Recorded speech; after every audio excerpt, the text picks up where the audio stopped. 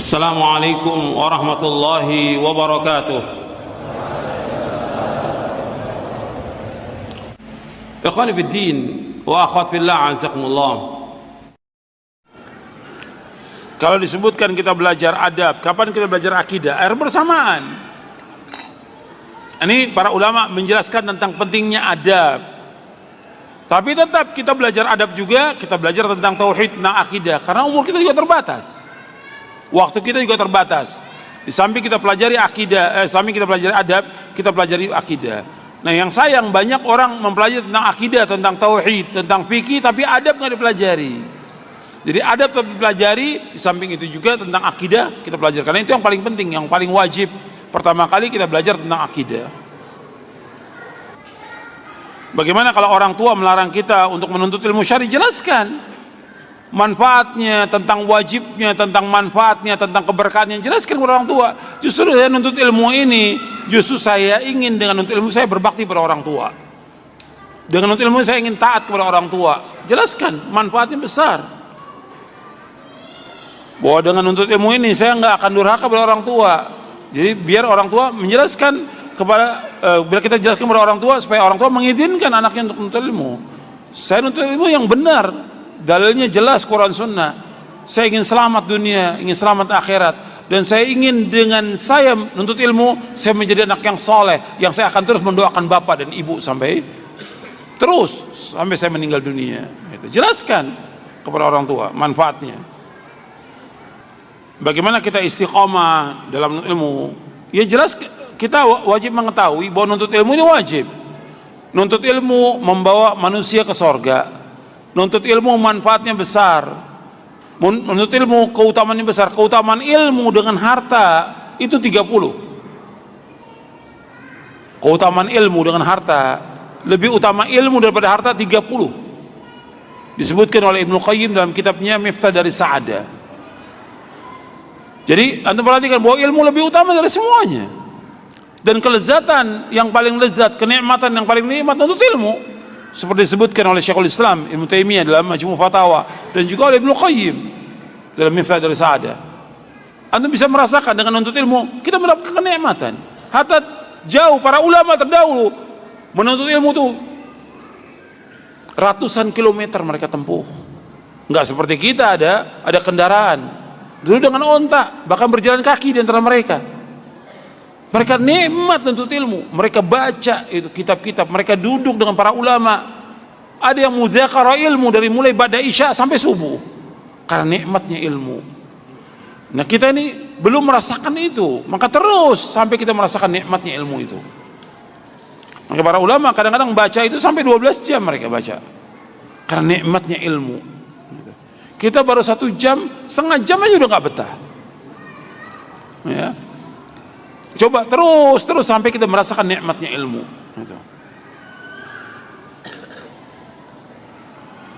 Bagaimana dengan kita melihat di sekitar kita banyak wanita, ya wajib tundukkan pandangan.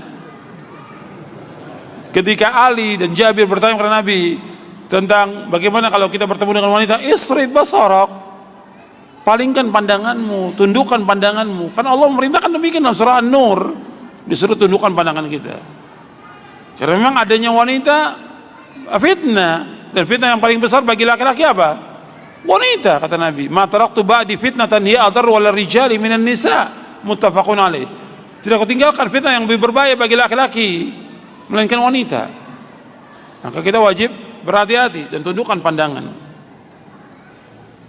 Bagaimana kalau kita tinggalnya jauh dari orang tua? Ya kita harus terus hubungan dengan orang tua, apakah telepon, SMS, kirim surat, dan juga berkunjung. Orang tua itu ingin melihat kita, karena dia yang ngurus kita sejak kecil. Datangnya kita kepada orang tua, senang orang tua, meskipun kita nggak bawa apa-apa. Orang tua ketemu lihat anak itu senang sudah. Makanya kita usahakan setiap hari atau setiap pekan ketemu dengan orang tua. Kalau jauh, ya mungkin soal biayanya, ya kita usahakan kalau bisa sebulan sekali. Kalau sampai setiap Id, ya terlalu lama. Kalau setiap tahun baru pulang ke orang tua, kelamaan. Bahkan kadang-kadang anak-anak itu berusaha, yang orang-orang yang soleh ya, berusaha bagaimana cari pekerjaan yang dekat dengan orang tuanya.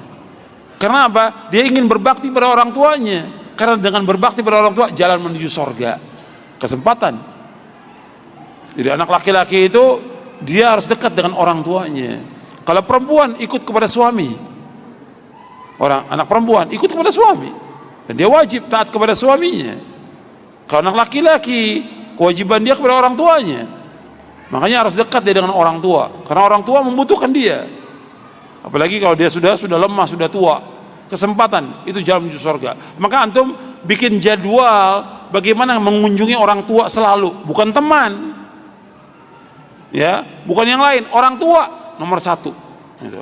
Bagaimana kita setiap hari ketemu orang tua, atau setiap pekan, atau setiap bulan, jadwalkan itu. Hatta biaya yang kita keluarkan besar, Allah pasti akan ganti, karena kita ingin berbuat baik pada orang tua kita. Ada orang yang mengatakan bahwa riwayat yang mengatakan umat Islam terpecah menjadi 73 golongan. Hadis ini dhaif. Ini orang yang mendhaifkan, orang yang nggak ngerti hadis. Nggak ngerti hadis. Yang mensahihkan para ulama dari zaman dahulu. Kan hadis itu ketika kita mensahihkan dan mendhaifkan, melihat sanadnya, melihat juga syawahidnya, penguatnya, melihat mutabaahnya, dilihat. Para ulama ketika mensahihkan bukan asal mensahihkan, diteliti dulu setiap rawinya. Satu rawi diteliti oleh dua ulama ahli hadis. Enggak gampang. Dan kitab-kitab rijal hadis diteliti oleh mereka. Disesuaikan oleh Syekhul Islam Ibnu Taimiyah di sini. Disesuaikan juga oleh ulama-ulama yang lainnya. Syekh Al-Albani mensahihkan di dalam kitabnya Silsilah Hadits As-Sahihah di juz yang pertama. Disesuaikan oleh Syekh Al-Albani. Dan juga beberapa kitab yang lain beliau mensahihkan. Jadi ketika orang, kadang-kadang banyak orang yang baru belajar ilmu hadis, mustalah hadis, belum paham tentang sanad, belum paham tentang rijalul hadis, udah main mendhaifkan aja. Kita harus belajar. Dan ini lama waktunya, belajar ilmu hadis ini lama. Bukan setahun 2 tahun. Ya kurang lebih sekitar 15-20 tahun lah. Itu. Belajar kita mendalami tentang ilmu hadis ini nggak gampang. Bagaimana saya selama ini kecanduan dengan game-game yang ada, dan bagaimana nasihatnya? Wajib ditinggalkan. Kok antum sudah sebagai penuntut ilmu sibuk dengan permainan, nonton, nggak ada manfaatnya, dan waktu kita ini banyak habis terbuang dengan permainan, dengan nonton, dengan segala macam. Hatta antum menggunakan HP, udah banyak antum terbuang waktu antum. Bukan nggak boleh gunakan HP, karena untuk SMS, untuk yang lain, banyak sekali yang habis waktu kita. Padahal kalau antum hitung waktu antum seperti itu dengan baca Al-Quran, sedikit baca Al-Quran, paling cuma berapa menit kita baca Al-Quran. Baca hadis cuma berapa menit, baca kitab atau buku yang bermanfaat berapa menit. Tapi habis waktu untuk telepon, terima telepon, waktu juga habis untuk SMS, dan yang lain untuk WA dan segala macam, sudah habis waktu kita. Belum tambah lagi dengan main game dan segala macam, habis waktu. Kan kata Nabi SAW, min husni islamil mar'i tarkuhu ma la ya'ni. Kebaikan Islam seorang meninggalkan apa? Yang tidak bermanfaat. Yang nggak bermanfaat tinggalkan. Ini nggak ada manfaat sama sekali buat kita, buat agama kita, buat hati kita, buat kehidupan. Nggak ada manfaatnya, tinggalkan. Permainan-permainan itu nggak ada manfaat sama sekali. Jadi antum tinggalkan, antum harus berusaha dan berjuang dan mohon kepada Allah agar mampu untuk meninggalkannya. Bagaimana sikap saya ketika ayah atau ibu itu membuat kita jengkel? Ya kita harus sabar. Ibu kita, ayah kita itu sebenarnya kalau kita lihat dari kecil sudah sangat jengkel kepada kita. Kita ini banyak nyakiti orang tua dari mulai kecil. Iya, tapi orang tua gimana? Sabar yang luar biasa.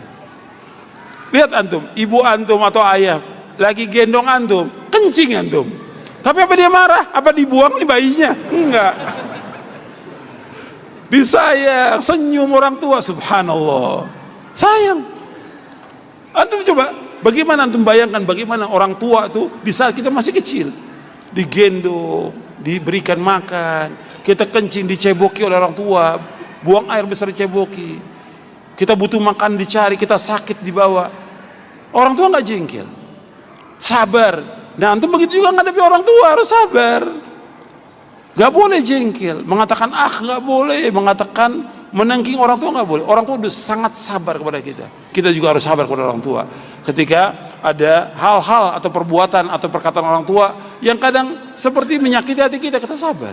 Dia tetap orang tua kita yang wajib kita menghormati, wajib berbakti pada orang tua. Doakan kebaikan buat orang tua kita. Bagaimana kita mengajarkan akhlak kepada anak-anak kita? Kapan kita mulai? Ya mulai dari kecil. Mulai dari kecil. Dari mulai kecil itu kan kita bisa. Dari mulai makan. Kan dia kalau kita kasih makanan atau apa, dipegang tangan apa? Tangan kiri. Pindahkan. Terus seperti itu. Sebab harus dengan tangan kanan. Dia makan wajib dengan tangan kanan. Dia minum wajib dengan tangan kanan. Diajarkan terus. Ketika ada anak kecil di zaman Nabi SAW, makan, dia meraba-raba makanan itu. Kata Nabi, ya gulam, samillaha, kul biyaminik, kul mimma yalik. Wahai anak kecil, baca nama Allah ketika makan, minum, baca bismillah. Makan dengan tangan kamu, tangan kanan. Makan dari yang dekat, nggak boleh yang jauh meraba-raba yang lain. Dari yang dekat makan. Nabi ajarkan tuh, masih kecil, seperti itu. Bagaimana kalau ada dai atau ustadz yang dia banyak ceramah kemana-mana tapi nggak ngerti bahasa Arab? Ya wajib dia belajar bahasa Arab. Ya bagaimana dia memahami Al-Quran, memahami Sunnah, membaca kitab tafsir, memahami hadis dan syarahnya kalau dia nggak ngerti bahasa Arab? Wajib dia belajar bahasa Arab, wajib. Tapi sekarang memang terlalu berani orang itu, terlalu berani. Belum punya ilmu, belum menguasai ilmu sudah ceramah kemana-mana. Dia boleh memberikan nasihat untuk siapa? Pertama untuk dirinya, yang kedua untuk istrinya, yang ketiga untuk anaknya. Karena dia wajib menjaga diri dan keluarga dari api neraka. Ya ayyuhalladzina amanu qu anfusakum wa ahlikum nar. Adapun untuk orang lain, dakwah, ya orang-orang yang berilmu. Nggak boleh orang yang tidak berilmu berdakwah, nggak boleh dalam Islam, tidak boleh. Sekarang banyak yang terjadi demikian. Seperti yang di televisi, banyak yang ngerti agama, ceramah. Bahkan agama ini dihinakan oleh mereka. Penodaan agama, kalau antum lihat di televisi itu, penghinaan kepada agama. Mereka dakwah ini dipakai dengan nyanyi, dipakai dengan tertawa, dipakai bercanda. Nggak bisa agama seperti itu. Agama ini keseriusan, dibawakan dalil hujjah, bukan dengan ra'yu, bukan pendapat, bukan dengan sambil nyanyi, bercanda, bahkan dengan perempuan lagi, kadang-kadang di hadapan perempuan. Ini menghinakan agama yang seperti ini. Tapi umat Islamnya karena jahil, diam aja semuanya, diam. Majelis ulamanya menegur yang seperti itu. Wah, ini menyimpang dari syariat. Bagaimana adab dan akhlak seorang menuntut ilmu dalam menasihati seorang ustadz yang tidak punya akhlak? Artinya enggak, umpamanya dicontohkan diantaranya tidak salam kepada orang, tidak mau memberikan salam, ya diingatkan. Mungkin dia lupa, diingatkan. Tapi tetap, saya juga bawakan di buku ini tentang adab kita kepada seorang guru. Guru ini punya jasa yang besar. Bahkan kalau kita sandingkan antara orang tua dengan guru, orang tua hanya mampu melahirkan, tapi belum tentu orang tua mampu untuk mendidik anak ini mentauhidkan Allah, mengerjakan sunnah. Tapi guru, dia mendidik anak ini paham tentang tauhid, paham tentang sunnah, menjauhkan syirik, menjauhkan bid'ah, paham tentang agama. Makanya guru mempunyai keutamaan. Nggak boleh kita hinakan guru atau ustaz itu punya jasa yang besar. Dia juga sebagai orang tua. Bahkan Imam An-Nawawi, perhatikan, Imam An-Nawawi di dalam kitabnya Tahdzibul Asma wal Lughat di juz yang pertama, kata Imam An-Nawawi rahimahullah bahwa guru itu abaun fid din. Guru, ustadz, aba fid din, yaitu orang tua dalam agama. Orang tua dalam agama. Jadi guru-guru kita, syekh-syekh kita itu aba fid din. Bahkan adanya guru itu merupakan jalan yang membawa kita kepada Allah. Kita bisa tahu, kita bisa dekat dengan Allah, kita bisa beribadah karena guru yang mendakwakan kita. Makanya nggak boleh kita melecehkan guru atau menghinakan guru, nggak boleh. Wajib kita hormati guru itu. Ada saya sebutkan di buku ini. Kita wajib memuliakan guru kita.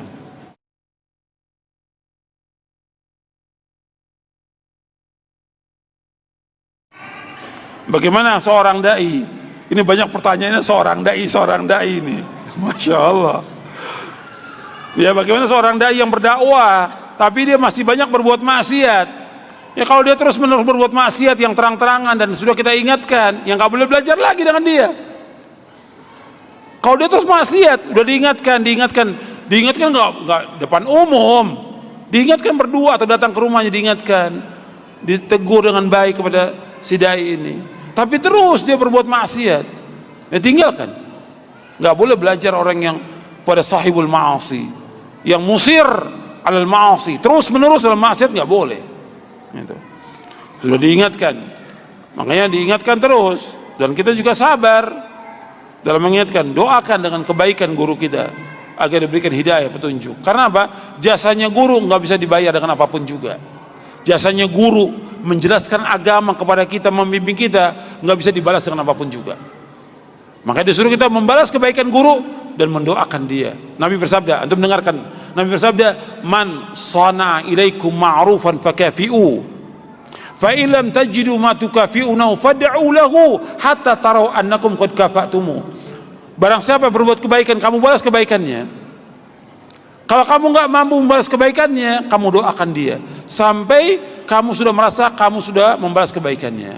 Sekarang Nabi menyebutkan man sananikum ma'rufan. Ma'ruf, nggak ada ma'ruf yang paling ma'ruf di muka bumi melainkan ma'ruf ilmu. Orang memberikan harta, duit kepada kita umpamanya. Orang memberikan uang pada kita, wajib nggak kita balas kebaikannya? Wajib kita balas kebaikannya. Paling tidak kita doakan bagi orang itu. Uang dengan ilmu lebih utama mana? Ilmu. Uang kita dikasih 100.000, hari ini juga habis. 1 juta sebulan habis. Tapi kalau ilmu terus bermanfaat sampai kita meninggal dunia. Makanya barang siapa berbuat kebaikan kepada kamu, kamu balas kebaikannya. Kalau nggak mampu balas, doakan kebaikan. Jadi guru itu kita doakan terus kebaikannya. Kalau dia salah, doakan agar diberikan hidayah oleh Allah Taala. Ya, saya pikir cukup sampai di sini. Mudah-mudahan bermanfaat bagi kita dan bagi semuanya yang mendengarkan dan juga yang menyampaikan.